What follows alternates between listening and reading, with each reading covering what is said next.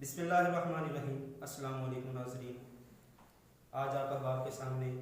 سرکار امیر کائنات حضرت امیر المومنین علی ابن ابی طالب علیہ السلام کا ایک فرمان عزیز شان تلاوت کرنے کا شرف حاصل کر رہا ہوں، جس میں کائنات کے امیر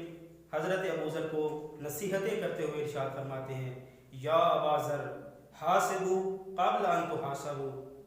اپنا محاسبہ کرو اس سے پہلے کہ تمہارا محاسبہ کیا جائے۔ دوستان گرامی قدر، بظاہر یہ ایک چھوٹا سا فرمان ہے، لیکن اپنے اندر حکمتیں معرفتیں لیے ہوئے ہے، اور اسی طرح کا ایک فرمان نہج البلاغہ سے تلاوت کرنے کا شرف حاصل کرتا ہوں کہ جس میں حضرت علی ابن ابی طالب علیہ السلام ارشاد فرماتے ہیں کہ جو شخص محاسبہ کر لیتا ہے وہ فائدہ اٹھا جاتا ہے، اور جو اس سے غفلت برتتا ہے وہ نقصان میں رہتا ہے۔ جو شخص اللہ رب العزت سے ڈر جاتا ہے وہ محفوظ ہو جاتا ہے، اور جو عبرت حاصل کر لیتا ہے وہ بینا بن جاتا ہے۔ جو شخص بینا بن جاتا ہے وہ بافہم بن جاتا ہے، اور جو بافہم بن جاتا ہے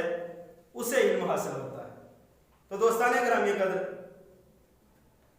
پتہ یہ چلا کہ